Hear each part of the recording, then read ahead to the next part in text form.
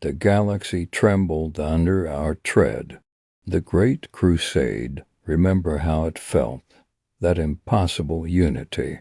Terra's light, finally reaching shattered worlds, drowning an old night's terror. We carried that light, you and I, Legiones Astartes, the Emperor's own, were made manifest in ceramite and bolter fire, forged in gene seed and fury. His sons led us, the Primarchs, gods walking among men, demigods sculpted from primordial matter, commanders unmatched. You saw their like, Rust's feral thunder, the lion's impossible elegance, Gilliman's relentless order, strength made flesh. We bled worlds clean in their names, burning away the Xenos, the heretic, the mutant. The imperial truth, reason over superstition, unity over chaos was our gospel, screamed from the barrel of a gun. And Horus Lupercal, oh Horus, Father's bright star, his favored, his mirror. Remember his presence commanding a room was effortless for him. His charisma wasn't just charm, it was a gravitational force. He didn't just lead, he inspired You'd follow him into the blackest warp storm on just his word. Wouldn't you? I know I would have. We all felt it. That absolute certainty, that Horus Lupercal knew the path to victory and the fire to walk it. We were extensions of his will, and it felt good. It felt like glory. Terra's throne called Father home. Can you blame him? Imagine the burdens he shouldered, the secrets he guarded, the plans, vast and unknowable. The final unification, the galaxy posed on the edge of triumphant completion. Who else deserved the mantle? Horus, our war master, heir to the Crusade's legacy and architect of its final, glorious chapter. Did you see the pride in Horus, the earnest determination? He carried Father's trust like sacred mantle. The legion swelled with pride, an alloy stronger than adamantium. Our Father, raised above all others, the Imperium felt like heaven itself made real. Limitless, secure, eternal, the zenith of human destiny, grasped in our gauntlets. Then Davin, that cursed moon, sweating poison under sickly purple bruised skies. Remember the humidity. It felt like breathing sludge, clinging to your armor, your skin, the very marrow of your bones. Horus fell, the filth of ignorance in the form of some diseased barbarian warlord pierced his divine flesh, a vile blade. You smelled the wound, didn't you? That stench, coppery blood tainted with something else, something dark, something wriggling not just rot, but decay Death wrapped icy fingers around him, our lodestone, our war master, crumbling before our eyes on the blood-slicked floor of some forgotten cesspit temple. Panic, raw, primal, logic was ash, imperial truth, reason, meaningless. Our God-King was dying. Would storm hell itself, would we not? And we did. Just across the blasted plains stood another temple. Not imperial, old, wrong stone weeping unnatural condensation, carved with sigils that scraped the mind like rusty nails. The sun's Horus carried him there, blind with desperation. Into the miasma, the stink of ozone, burnt hair, and sickly sweet decay assaulted us even through our helm filters. We ignored it. Horus needed life. We paid any price. They did something. Dark priests in sloughing robes chanting vile tongues. The very air crackling purple-black with stolen power, leached from realms we pretend don't they exist? Sacrificial blood spattering corrupted stone altars. He rose, Horus lives, triumph, relief like pure oxygen. The darkness was just architecture. We told ourselves. Stupid superstition, he smiled, pale and drawn. But alive we forgot the foul odor instantly, drunk on deliverance. But Horus didn't forget, it called through him deep cold. Not defeated, just relocated into his soul's marrow. The warp noticed. Its gods, those leviathans of chaos, tasted that buried poison, felt the crack in his divine armor. They came whispering, subtle at first, murmurs in the dead hours, bleeding into dreams that felt too real, showing him horrors wrapped in light, the glittering spires of Terra, yes, but draped in gold chains of faith. Worship, billions chanting his name, not as a progenitor, but as God, statues, cathedrals built over laboratories. His own sons, the primarchs, us dismissed, discarded relics of a barbaric past, no longer needed. Tools put aside, you felt the tremors, didn't you? That subtle tightening in his jaw, the fractional hardening of his legendary warmth when the civilian lords pushed their boundaries. Doubt, Father, abandoning the crusade for that great work, leaving Horus to bleed only to replace him, us. His perfect love curdled into something else, betrayal's acid bite, jealousy, cold and shocking against the heat of his love, fear sharp and sudden that we had all been fools, that the imperial truth was prettily draped over the emperor's relentless hunger for power, divine power. The whispers grew louder, serpent tongues slick with plausible lies. They showed him the sacrifice demanded for that golden future. The primarchs, his brothers, his legion, us, discarded. They played his virtues against him, his pride, his devotion, his terrible, consuming love for Father warping it all. They offered the only path to prevent it, to save his brothers, to save us, to prove Father had fallen, had become the very tyrant he swore to destroy. The offer shimmered, obscene power, to grasp fate, to not be a pawn sacrificed at the end game. They whispered of potential unfettered, of a new imperium, better one, forged by the primarchs, for humanity's true future, not his. Horus looked upon the glorious dream of the imperial future, the vision Father sold us all, and saw only the obliteration of everything he cherished. He made the choice, didn't he just? It wasn't a battle cry, more like the soft click of a bolt sliding home before an execution. Quiet, resolute, utterly devoid of light. He embraced the offered darkness, cool and potent against the fevered terror of extinction. The corruption surged, welcoming. One breath he was the War Master, Father's brightest jewel. The next the light abandoned him, left a void, filled only with cold resolve and the echoing laughter of ruinous gods.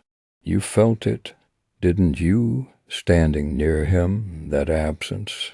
Where the sun-like warmth had been, a star blinked out, the galaxy shifted on its axis. Not a crusade anymore, a betrayal unfolding, patient and perfect. The War Master turned from the Emperor's light, and the long night began with the softness of a closing fist. Your father ruled Kul Tiras with an iron fist, didn't he? Admiral Jaina Proudmoore, you saw at firsthand the ruthless efficiency, the absolute conviction when dealing with threats, especially the orcs. His hatred for them, it wasn't just policy, it was visceral. Watching those campaigns, hearing the justifications, it planted something deep inside you.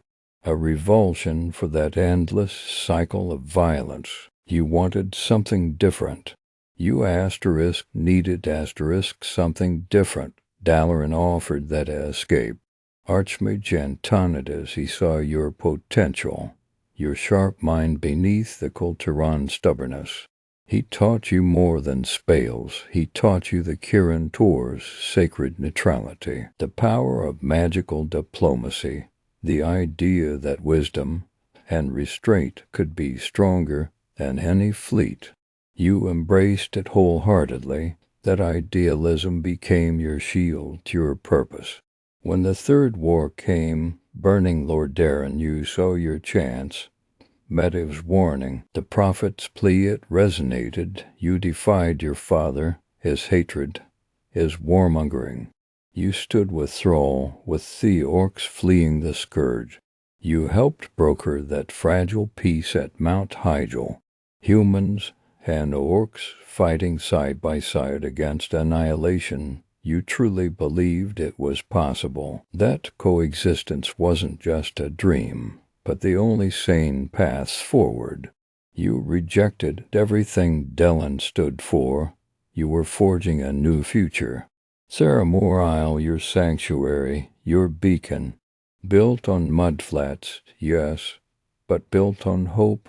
A refuge for those displaced by war. A symbol that humans could live without constant conflict. You poured your heart into it. Diplomacy, trade, cautious outreach even as tensions simmered. You held on to that Kirin ideal, that neutrality, fiercely. But Garrosh Hellscream, his rise changed everything. His brutality wasn't just battlefield tactics. It was a philosophy. Theramore wasn't just a city to him. It was a symbol of weakness he intended to crush. Watching his forces rampage through Ash and Vale, hearing the reports, it chipped away at your hope day by bloody day. The idealism felt thinner, more fragile, like ancient parchment ready to tear. Then came the blinding light, the mana bomb, Garrosh's ultimate answer to your dream of peace. One moment, Theramore stood, your life's work, your people run in the next vapor, silence. Ash falling like gray snow, you survived, pulled through the arcane currents at the last impossible second. But survival felt like a curse, the silence screamed louder than any explosion. Your city, your friends, your people gone, reduced to dust and ghosts whispering on the salt wind. That silence, it shattered something fundamental inside you. The idealism didn't just fracture, it imploded. In its place grew a cold, hard certainty. Peace was a naive fantasy. Your father's methods is ruthless pragmatism. He hadn't been entirely wrong, only strength mattered. Only vengeance could answer such annihilation. Necessary war, it wasn't just necessary. It was the only language left. Pandaria became your proving ground. Kirin offensive, the name itself was a bitter irony. You wielded the authority of Dalaran like a hammer, neutrality. A luxury you couldn't afford. You hunted Horde influence relentlessly, seeing Garrosh's shadow in every skirmish. And then Dalaran, the Sun Reavers, your own city, your sanctuary. They betrayed the neutrality you had once embodied, aiding Garrosh. The rage, it was a tie, cold and irresistible. You gave the order, purge them. Expel every blood elf loyal to the Horde. You watched the violence unfold in the streets you'd walked as a student, The screams they sounded different now. Not cries of alarm, but the necessary cost. You betrayed Antonidas' teachings, your own past self, with chilling precision. Tolerance was weakness, mercy was complicity. Viris's horrified face, Thrall's disbelief, they became distant echoes. You were isolated on an island of your own making, armored in vengeance. It felt like strength. It felt like ice in your veins, colder and harder than any Kul Tiras winter storm. Siege of Orgrimmar, Garrosh, finally cornered, broken but alive. You stood over him, power crackling in your fists, the arcane energy singing with the promise of final justice, to wipe Theramore from the map, to erase all those lives he deserved annihilation. You raised your hand, ready to unleash the fury that had sustained you for so long. Thrall stopped you. His words, they didn't just halt the spell. They cracked the ice around your heart. What would that vengeance make you? Another Garrosh. The cost, it wasn't just Garrosh's life. It was your own soul teetering on the edge. The cold certainty faltered. The blinding rage flickered, replaced by a terrifying hollowness. What had you become? Exile. You returned to Kul Tiras, not as a conquering hero, but as a haunted daughter. The sea winds carried ghosts, your father's, your brother Derek's, to countless lost at Theramore. You faced Jaina Proudmoore, her grief and resentment a mirror to your own. You navigated the treacherous politics of your homeland, resisting Lady Ashvane's warmongering whispers, confronting the literal depths of your family's pain, with your mother trapped by the sea witch. Reclaiming Kul Tiras wasn't just a political act, it was an exorcism.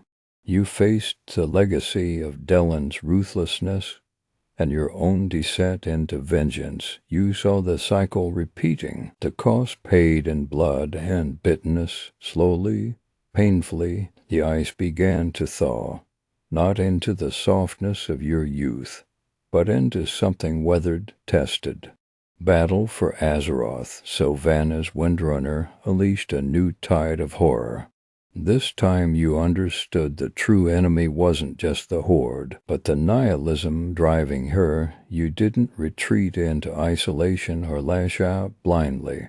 You stood on the deck of your flagship, the *Wines Redemption, leading the united Kul Tiras fleet, not fueled by pure vengeance, not blinded by naive hope, but by a hard-won, tempered wisdom. You fought alongside the Horde against a greater darkness. You saw the necessity of strength, forged in the fires of Theramore and tempered by the lessons of your exile. You remembered Antonidas' ideals, not as fragile things, but as principles worth defending with strength. The Iron Lady remained, but the iron was no longer brittle rage, it was resilience. Pragmatism born from shattered idealism, tempered by loss, and finally a path back towards balance. The sea still roared, but you learned to navigate its storms, not drown in them. API error, provider return error. Think back to Jaina's early days. Remember the shimmering arcane light. Teleportation wasn't just travel. It was connection, a bridge between places, minds. Her shields, they were bubbles of pure will, shimmering barriers meant to protect, to deflect harm away from others. Portals weren't gateways to conquest, but pathways to understanding. That was the Kirin Tor promise. She embodied enlightenment, using magic not as a hammer, but as a lens, a shield, a hand extended, containing the Sunwell's corruption. It wasn't destruction, it was delicate surgery, neutralizing the threat without shedding innocent blood. She saw magic as a tool for preservation, for diplomacy. Look at young apprentices like Anna, full of bright-eyed curiosity and compassion that was Jaina once. Her magic flowed like clear water, purposeful, controlled, protective. It felt hopeful, like the future itself was woven from those precise, shimmering threads of arcane energy. Cool, focused brilliance. Then came Theramore, the blinding flash, the silence that screamed. Something fundamental broke inside her. Her magic had changed, became jagged, sharp. The warmth of arcane shields vanished, replaced by biting, unforgiving cold. Frost wasn't just a school anymore. It was her soul laid bare. Volatile ice shards erupted from her fingertips, reflecting the numbness that settled deep within her, that suppressed rage. It didn't boil, it froze solid. Look at Dalaran during the purge. Those Horde soldiers, one moment charging, the next frozen mid-stride, statues of ice. It wasn't just tactical. It was visceral, emotional withdrawal made manifest, turning living beings into cold, silent monuments. And Arthas, his ghost, haunted her spales. Every blizzard she summoned wasn't just weather. It was a swirling vortex of guilt and shame, frostfire, a contradiction. The cold burn of vengeance fueled by the embers of unbearable loss. Her magic screamed the pain she couldn't voice. It felt like standing naked in a blizzard, the wind scouring your skin raw. Beautiful, terrifying, utterly isolating. She tried to grasp fire, Philomlern, an ancient blade of pure flame, its heat radiating defiance. Holding it felt wrong, a discordant note screeching against the core of her being. The comforting chill of frost recoiled from its touch. Every swing set, conflicting energies warring within her, the icy numbness battling the furious heat of her grief. Inner conflict made steel, then Kul Tiras, embracing the Tide Sage's storm magic. It wasn't Kirin Tor precision. It was raw, elemental fury, the crash of waves, the howl of wind, the crack of lightning. She wasn't containing chaos anymore. She was the chaos, accepting the storm inside, commanding the sea itself from the deck of the Proudmoore flagship. Sinking fleets with tidal waves wasn't just strategy. It was tactical fury unleashed, yet tempered by that deep ancestral duty, the weight of her name. The sea obeyed her rage, but also her lineage. It felt powerful, yes, terrifyingly so, but also unstable, like riding a whirlwind. The raw energy of the storm surged through her, exhilarating and terrifying, a reflection of emotions she could no longer suppress. The heat of Philomlern battling the ocean's chill, mirroring the war within. But the fire didn't warm her. The storm didn't cleanse her. Something had to give. Relinquishing Philomlern, that wasn't weakness. It was profound strength. Casting aside a relic of pure violence, choosing differently. Reaching instead for the focusing iris. Not a weapon, but a tool for focus, for channeling immense power without destruction, healing Dalaran, physically, yes, mending the stones shattered by her own fury and the Legion's assault, but more importantly, healing the spirit of the city, restoring the council, not through dominance, not through icy intimidation, but through earned wisdom. Through remembering what the Kirin Tor was what she was meant to be, and then the fourth war, the chaos, the falling debris, thousands trapped. Remember the sight, not a destructive blast, not a freezing wave, levitation, a vast, shimmering field of pure arcane energy, lifting people gently, safely away from annihilation. Power used not to end lives, but to preserve them, to empower, to protect. Just like those early shields, but magnified 1,000-fold.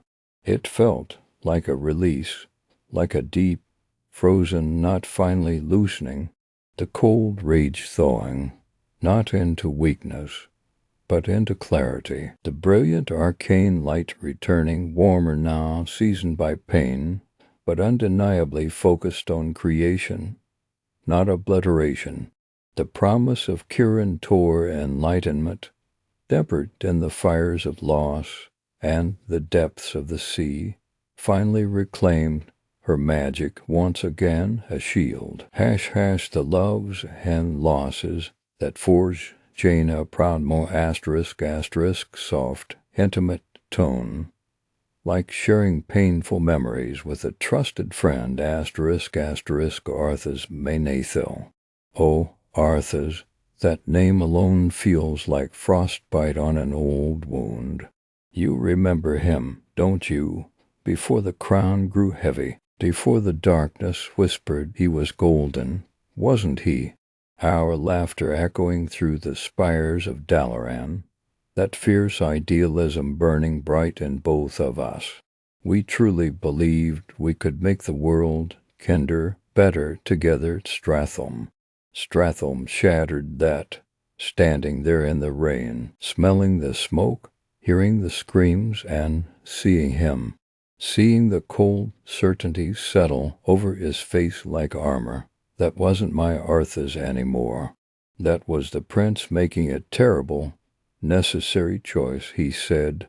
I begged him, pleaded. My idealism felt like weakness against his grim resolve. Failing to stop his descent, it wasn't just losing him.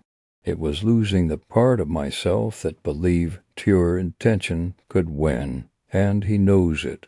Even now, in my lowest moments, standing amidst the ashes of Theramore or staring into the abyss of my own rage, he appears, not the golden prince, but the Lich King, frost clinging to his armor, that hollow voice cutting deeper than Frostmourne ever could.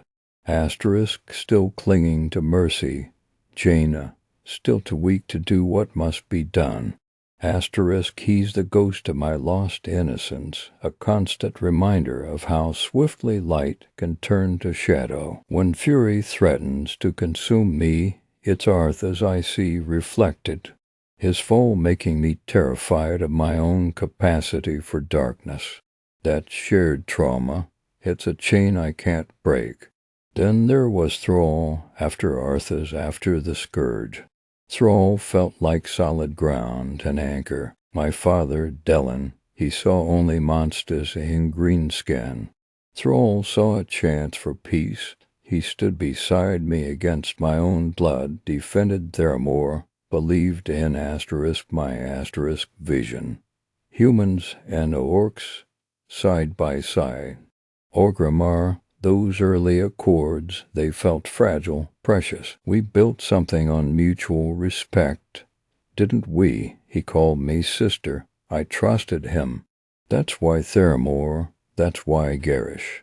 It wasn't just the bomb, the obliteration of my city, my people, my hope turned to dust and monofire. It was Thrall who put that monster in charge. Thrall who walked away, leaving Garrosh unchecked. His silence, his passivity, that was the true betrayal. Standing in the radioactive ruins, the taste of ash and despair thick in my throat, screaming it at the sky, you made him Warchief. That shattered something fundamental, the kinship, the trust, pulverized, even later, during the Legion, fighting side by side again. The respect is there, buried deep. We understand duty, sacrifice. But the brotherhood, the shared dream, that lies buried under Theramore's rubble. He's a reminder, that even the strongest allies can become architects of your deepest pain, and Virisa, oh Virisa Windrunner. In the raw, bleeding aftermath of Theramore, she was salvation pure, white-hot rage, someone who understood the depth of the wound, the need for vengeance. We were twin flames of grief and fury, weren't we? To broken women clinging to each other, whispering plans in the dark, assassination, retribution, making the Horde pay. She felt it as deeply as I did the loss, the betrayal. For a while, that shared hatred was a lifeline. It felt righteous, powerful, united against a common enemy. But then, Orgrimmar, the moment came. The moment to unleash fire and finality upon the heart of the Horde, to make Garrosh and his ilk burn as Theramore burned. And Virisa, she hesitated. She thought of her sons. She stepped back from the abyss. She chose life over vengeance, leaving me standing there alone on the precipice. That rupture, it wasn't just disagreement. It was abandonment. Again, Virisa's warmth, her capacity for life despite her own immense sorrows, losing Lirith, Alaria loss to the void, it only highlighted my own wounds. Her choice to walk away from the fire mirrored every time someone I loved walked away from me. It isolated me further, pushing me deeper into the cold embrace of extremism. She became the ghost of the sisterhood I desperately needed but couldn't hold on to. And then, Kalik goes. Kalik, he came into my life like a quiet sunrise after a long, frozen night. Not with grand declarations or demands, but with understanding. He saw the burden of the magic, the weight of the tides, the way the arcane currents mirrored the storms inside me. He offered support without judgment, a steady presence during the suffocating depression. After Theramore, after Virisa, he saw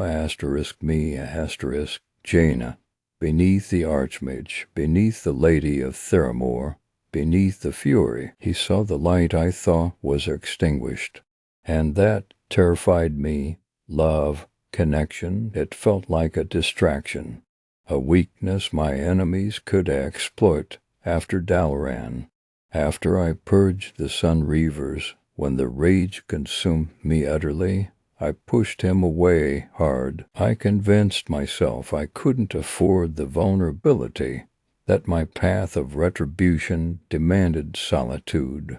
I feared letting him close would soften the edges I needed sharp.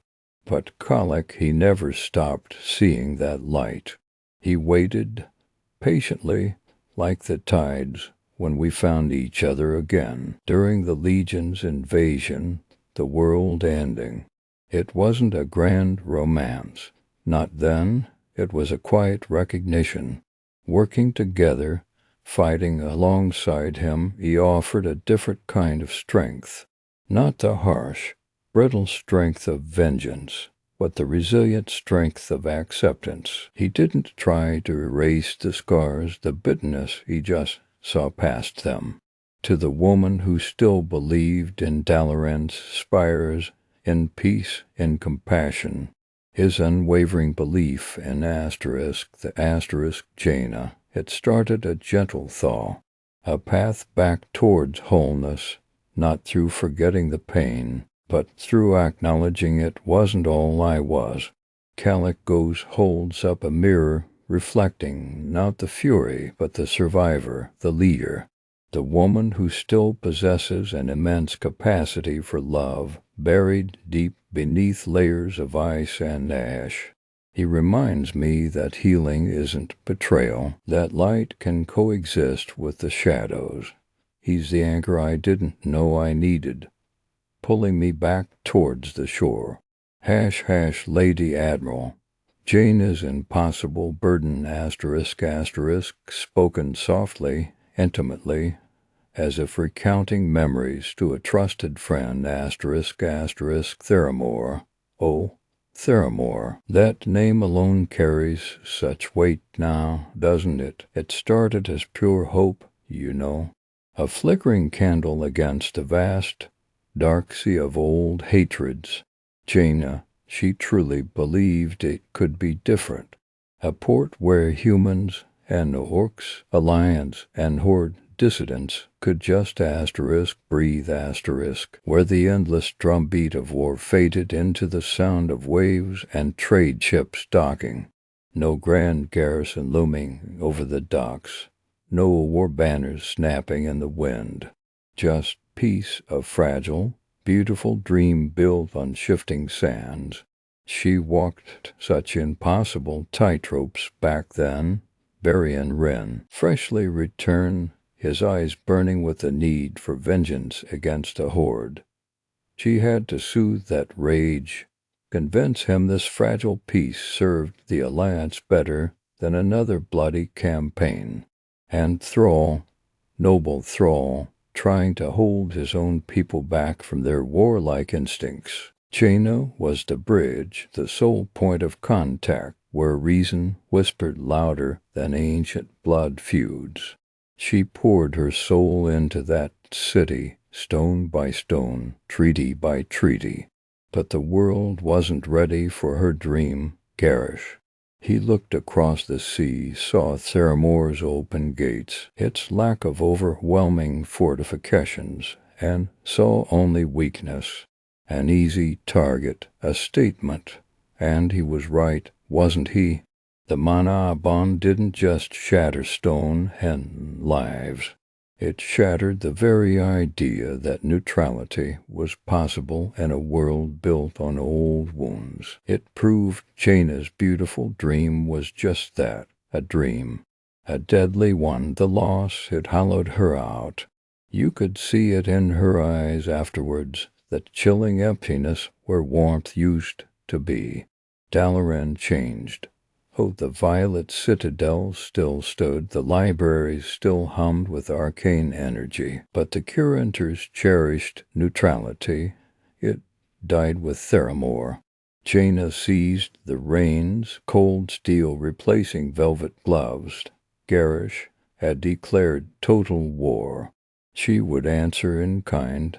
Dalaran became an arsenal. Forges glowed day and night, stockpiling arcane weapons, siege engines, artifacts of devastating power. The Curator wasn't just a council of mages anymore. It was a war machine under her command.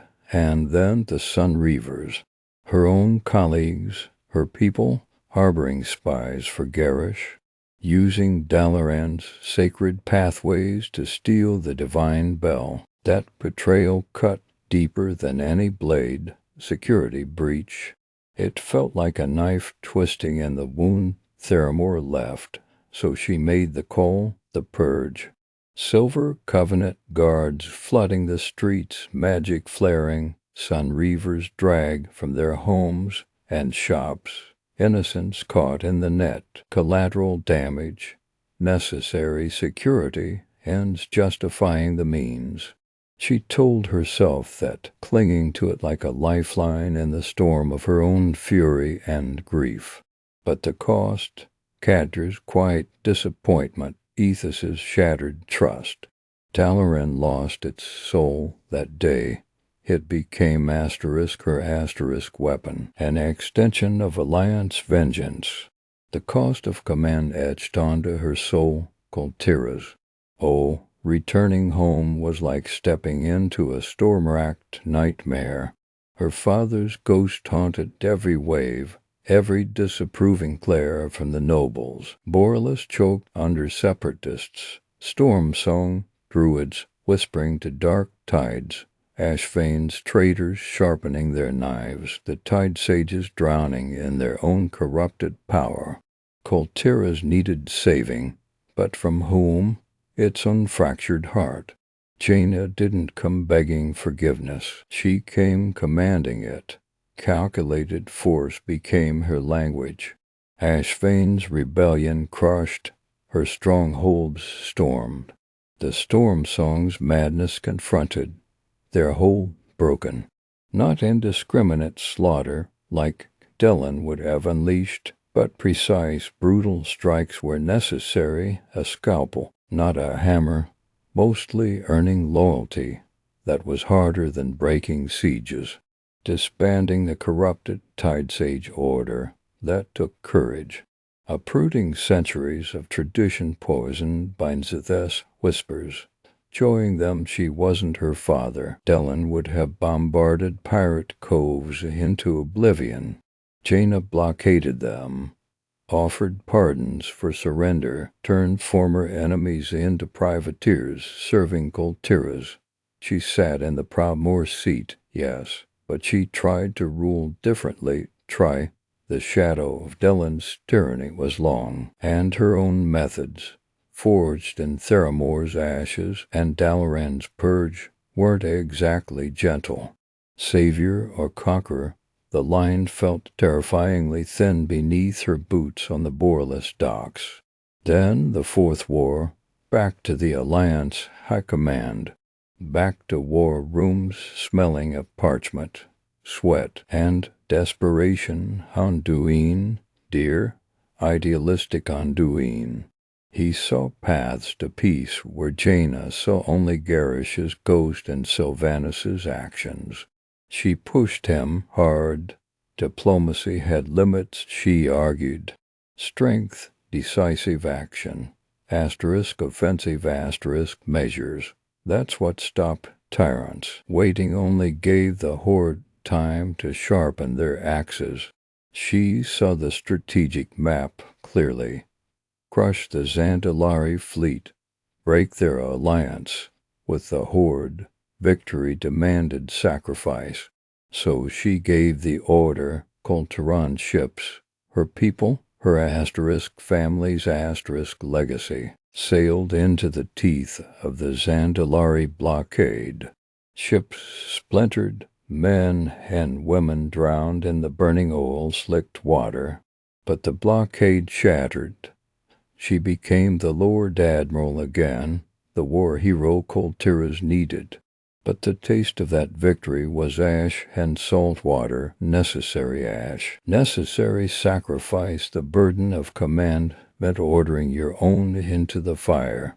After the dust settled, after Sylvanas fled, the reckoning came. Tyrann, consumed by righteous fury over Teldrassil, demanded blood, retribution against the Horde entire. Jaina stood across that table, the weight of Theramore, Dalaran, Kul Tiras pressing down on her shoulders. She understood Tyrann's pain. Oh, she understood it intimately. But she also saw the shattered world, the exhaustion, the fragile threads holding everything together, pressing Tyrann, urging cooperation over endless vengeance. It wasn't weakness. It was the hardest kind of pragmatism, the kind learned through catastrophic loss and Pyrrhic victories.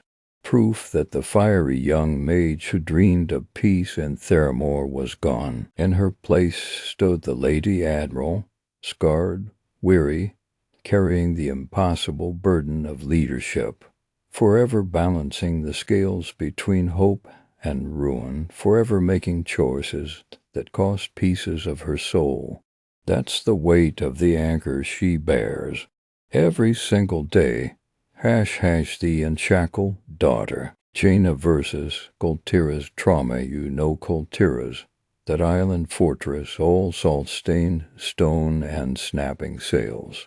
It breathes the sea, worships the sea, conquers the sea, and that conquest, it stains everything.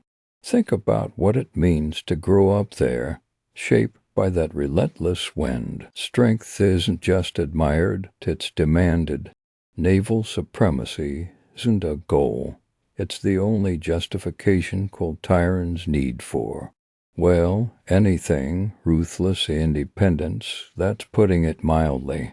It's a creed written in blood and brine, enslaving tide sages who dared question the admiralty necessary, persecuting the just as heretics, does prudent security.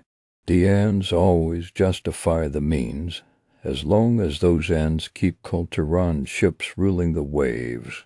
And Jaina Proudmoore, he wasn't just an admiral.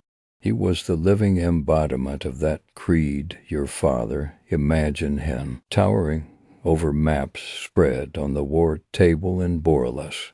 His voice, sharp as a cutlass, drilling strategy into you, his clever daughter. War games played with carved ship models, lessons on flanking maneuvers and blockades.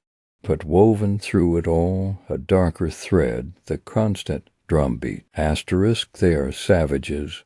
Orcs are monsters. Trust is weakness. Compassion is a luxury. He cannot afford. Asterisk, he didn't just teach you tactics. He inoculated you against empathy for anyone beyond Kul Tiras shores. That wasn't education. It was indoctrination, poison poured into a young mind alongside pride.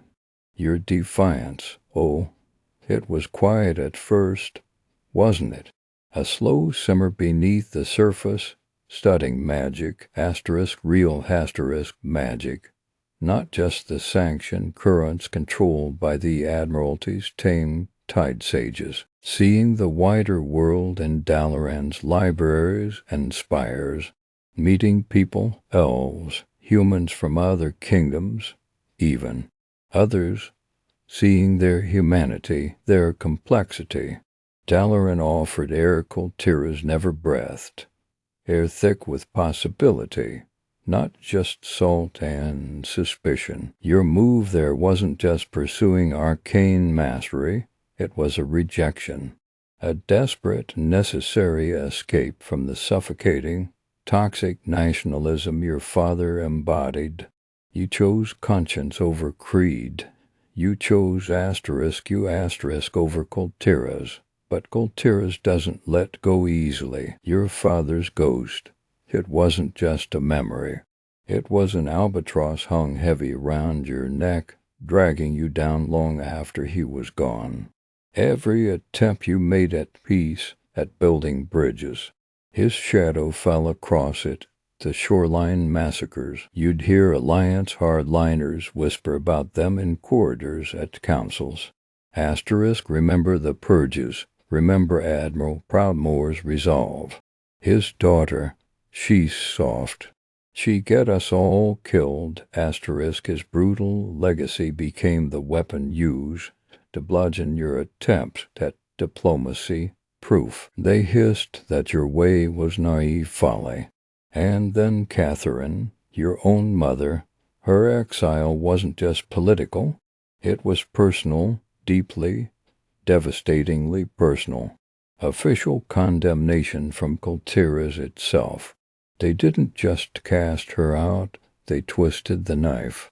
They made asterisk you asterisk the villain, the king-killer, the daughter who betrayed her father, her nation, her blood. Suddenly you weren't Lady Proudmoore, respected Archmage.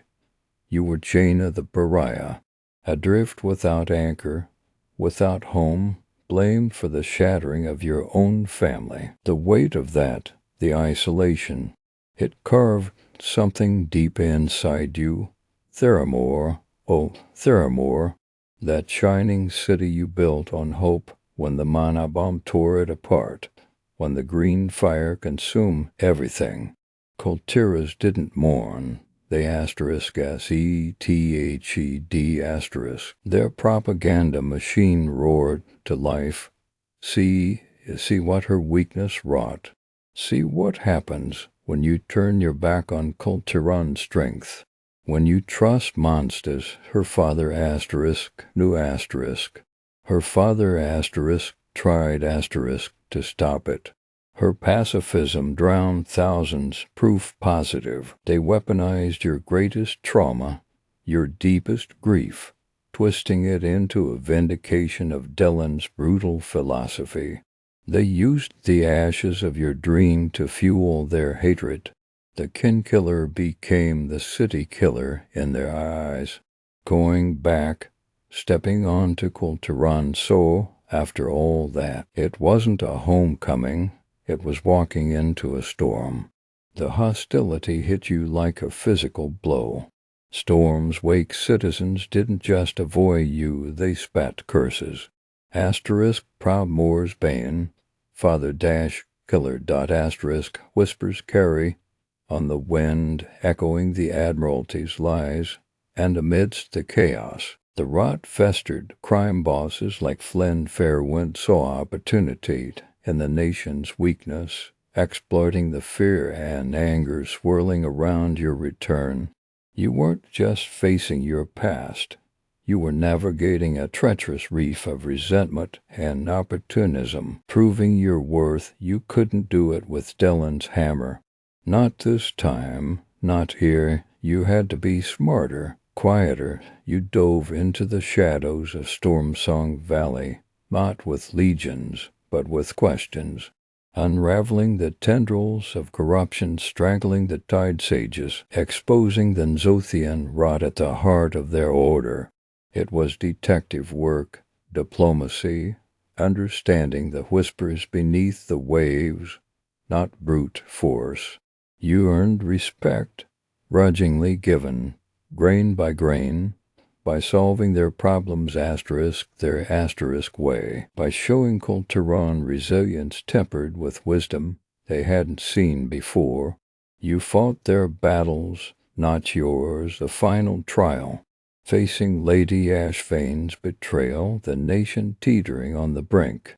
They demanded proof, not just of loyalty, but of understanding what Kul Tiras truly needed. Not conquest, not glory, sacrifice. So you did it. You gave the order to scuttle your own flagship, the daughter of the sea *. You sank a symbol of Proudmoore power into the depths, not for conquest, not for vengeance, but to rally your people, to forge a bulwark against annihilation. You chose sacrifice over Dylan's glory-seeking. You sank his legacy to save his people. The sea swallowed the ship, but it washed away something else too.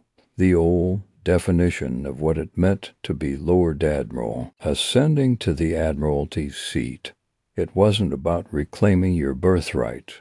It was about forging a new one. You looked at Kul Tiras, scarred and proud, and saw potential beyond cannons and conquest.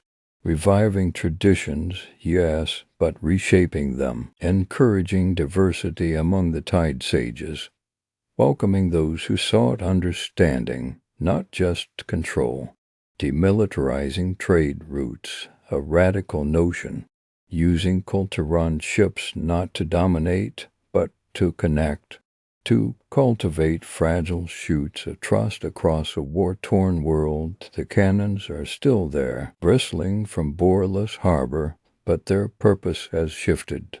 The bottom line is clear now. Kul Tiras might exist to secure Azeroth's freedom, not to endlessly expand its own borders. To protect, not just possess your father's legacy. You haven't erased it, you couldn't, but you've reshaped it, melted down the iron fist and reforged it into a shield. When you lift that spyglass now, Admiral Proudmoore, what do you see? Not just the horizon Dylan feared, the threats lurking beyond the mists. You see the connections, the fragile alliances, the hope that cooperation might yet save what conquest would only destroy. You see beyond the fear that shackled him. You see the future Kul Tiras could have unburdened by the sins of the father. You are Kul Tiras now, Jaina, not the nation that broke you, but the nation you are rebuilding, the unshackled daughter, finally steering her own course. The day Theramore shattered, It was like the sky itself screamed. That sudden, awful silence afterward was worse.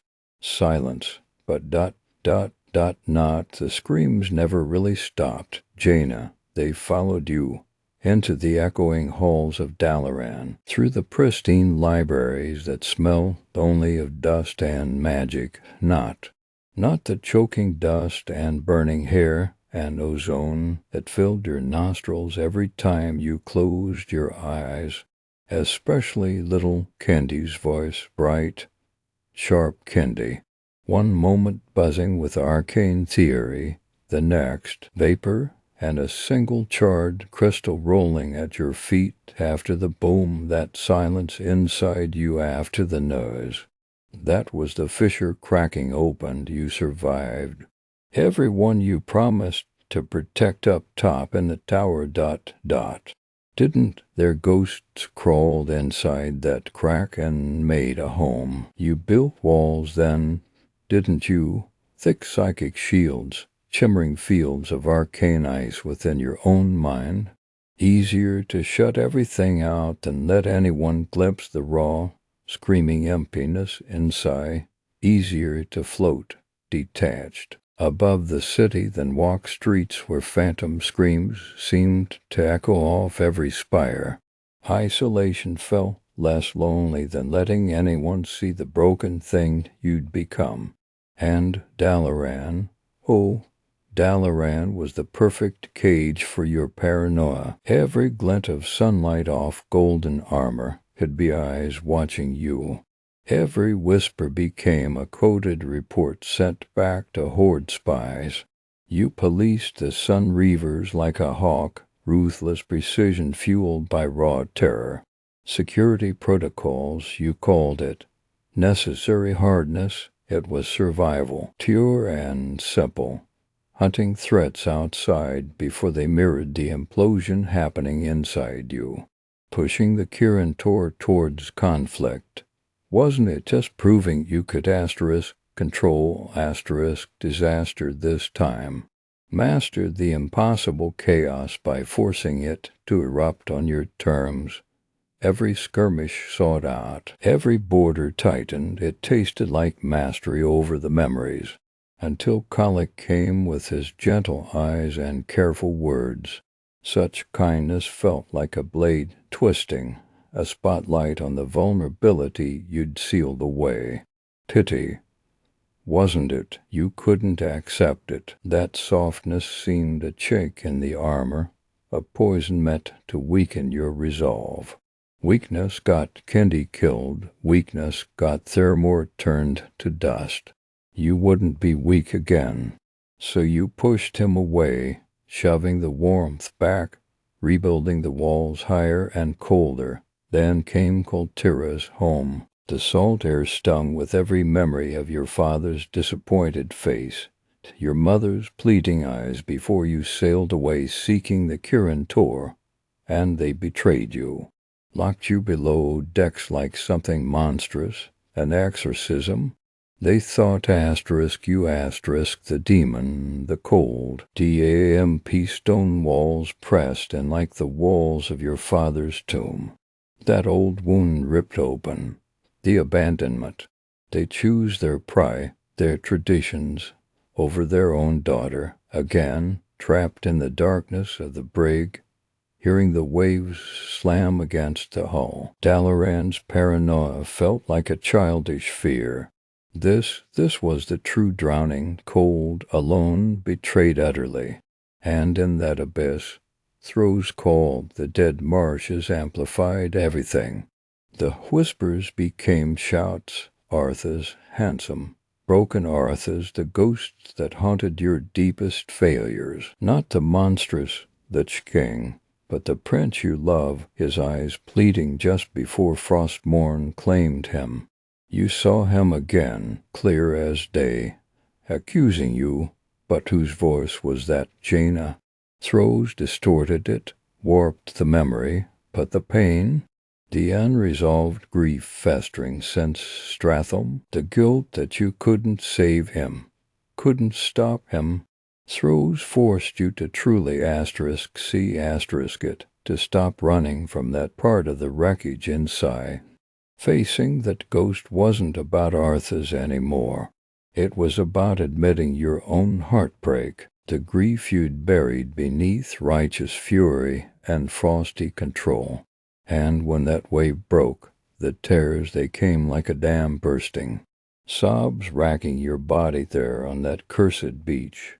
Not the controlled grief of Theramore, but the messy, ugly, desperate weeping of a woman finally feeling the full weight of decades of loss. But Catherine held you, your mother, weathered and scared, but there. Derek, rising from the sea depths himself, understanding pain you couldn't fathom. The tears didn't wash away the pain. They carved channels through the permafrost inside you, a way back. The salty water tasted like absolution, a release from holding it all in until you cracked. They became a bridge back to the people you thought, in your deepest isolation, had forsaken you. That deluge, it didn't erase what happened before. Theramore is still there in your bones. Kendi's silence a permanent scar on your spirit, but the guilt it transformed. Instead of a dead weight drowning you, it became navigation, a sharp compass needle pointing towards vigilance. Protecting others means seeing threats clearly, yes. It means strength, but that strength isn't brittle ice anymore. Dalaran taught you the cost of unchecked fear. Protecting now means understanding compromises before they metastasize into betrayal. You listen now, really listen, to whispers beneath the surface tension. Worry not out of paranoia, but learned caution the tide sages in Borelus. Their wisdom seeped in past the defenses, the sea's truth. Such violence in the storms, such power tearing at the timbers. Yet the ships weathered, they broke waves. They didn't become the crushing depth. The storm passes, Jaina Proudmoore. You endured the storm, you survived the crushing depths. You're still navigating, but the sea you sail now, you understand its moods. You respect its fury without letting it flood the ship inside you. That's the quiet confidence Anduin feels from you now, isn't it? Calm resolution replacing brittle fury. The wisdom isn't just strategic. It earned, scars unseen map the safest course. You mentor him, this young king who wears peace like armor. You understand the delicate strength needed to hold it. You advocate it fiercely. But the fire in your eyes now, it's tempered. It's a beacon, a forged fire guarded by an experienced smith. A peace backed by the profound understanding of what chaos truly costs. Forged in the heart of someone who finally understands both the breaking and the healing. The scars unseen became your strength. You wear them, finally, not as chains, but as armor forged in the darkest waters.